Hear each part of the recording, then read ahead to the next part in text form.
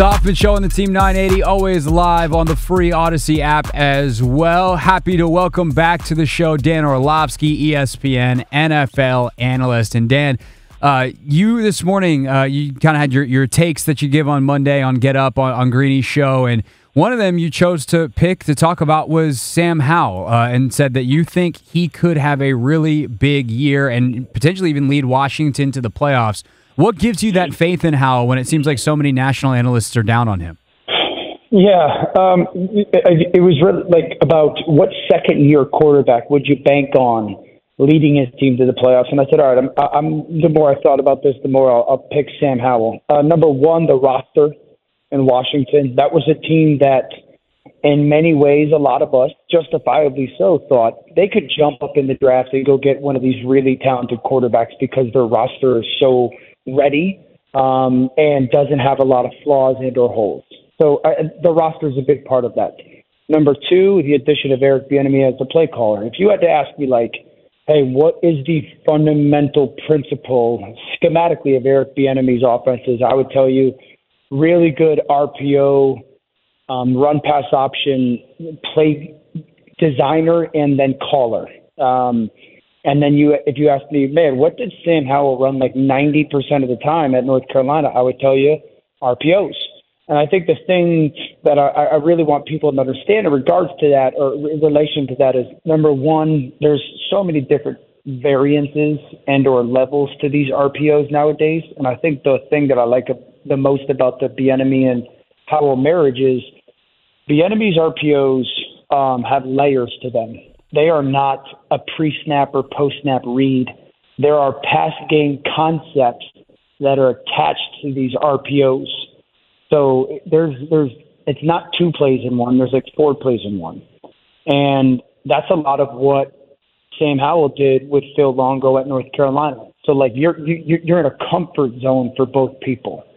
I think the butterfly effect is you're likely going to see a lot of one-on-ones for players like McLauren and Jahan Dotson in kind of voided areas, where they've got, middle of the fields to work with, and you could create leverage for these guys to give them two ways and kind of allowing their physical skill sets to benefit off of it. So I think that, I don't want to simplify it too much, but when you are really good at these and your offensive line can still be physical with them, you have relatively easy throws that as long as there's talent on the outside, there should be good connections consistently. And that's kind of why I'm intrigued by this relationship.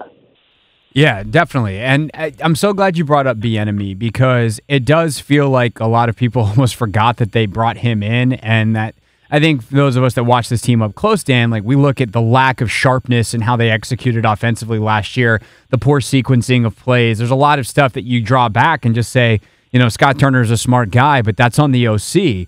And how in your career, the different OCs that you played with, did you see scheme and the way it's coached, the level of detail and nuance, elevate an offense, an offensive line, skill position players, an entire offense? Yeah, I think the two words that come to mind are why and marriage. Hey, why are we teaching this play this way? There's only so many football plays. It's not like these teams create new plays 9 out of 10 times. Why are we? If we're trying to attack this defense, why are we doing it this way? And when coordinators can figure out why and being able to explain to the players, hey, we're doing it this way because of this, or why we're doing it this way, then the players' athletic creativity starts to be kind of fueled and generated. Oh, okay, you want me to widen on that because if we widen on that, I create a bigger window, and then that forces space between me and that linebacker, and then that linebacker then has to make a decision. But what happens if I get pushed inside? Then all those different layers for players to really learn why things are being done that way is huge, because then you get the creativity that a player like a Travis Kelce plays with. Now, that's partly individualized for him, right? But you get that creativity. And then the marriage of, Craig, I played on teams that we would just call plays. We would just call plays. And I'd be like, well, that's a good football play. But that football play for this game, we have nothing else off of that, whether in the formation, whether the action after the snap. Like, we have no other option off of it. So why are we calling that play if we're not going to do anything off of it? We just hoping to get 3 yards, or okay, I like that pass concept, but we have no other pass concept that looks like that after the ball gets snapped. Why? So I think the two things is like the more you can tell your players why, and then the more you can marry multiple things to get the defense to play hesitant, that's really kind of like two big pieces to being a good game planner and then play caller. Dan Orlovsky, of course, ESPN NFL analyst. Watch him and the gang every day on NFL Live. They do such an incredible job breaking all this stuff down, all the kind of concepts that you hear Dan talking about here. If you want the visuals to go to him, Ryan Clark, and the crew, make sure you're watching ESPN's NFL Live. So you touched on so many good, interesting things there. I want to circle back, though, on one part and expand out a little bit more, and that's the offensive line.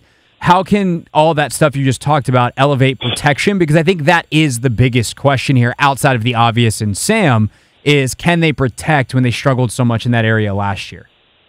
Yeah, so I'd say, number one, the biggest challenge when you become an RPO-centric offense is, and Kansas City struggled with this 2 years ago, your offensive line still has to remain physical and violent. So, Craig, 20 years ago when RPOs weren't even a thing, an offensive line would hear a play call in their run game. And I know we talked about protection. That was your question. But I'll just pay attention to run first, then get the protection. All right, sure. We're going to run the football. Hey, Coach, we only have 7 blockers. They have 8 defenders. And coaches would be like, well, figure it out. Like, you gotta move your guy far enough so he affects that other guy that we're not blocking. So that had this mentality instilled into good offensive lines. Well, then the RPO comes into play, and what happens is, well, Coach, we only got 7 guys. Don't worry about that 8th player. We're going to throw off of him, or we'll make sure he's in the coverage after the snap. And so offensive lines then start to become a little bit less committed to the move. I did a breakdown, Craig, 2 years ago, watching Kansas City's offensive line would make contact with the defense, and then they would start to peek back to see if Patrick either had handed the ball off or thrown it. So, that was the difference in Philadelphia last year. Philadelphia offensive line, they stayed violent and they stayed physical. So the mentality still has to be there. The thing that it helps with protection is 7 or 8 out of 10 plays that end up being pass plays, you're not holding the ball for a long time. The ball is getting out quickly to space and or advantages.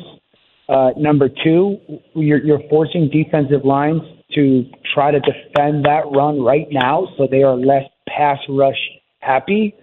And then 3, hopefully you're being so consistent and completion driven that you're not in really bad pass protection situations on a consistent basis. I'll wrap it by saying this.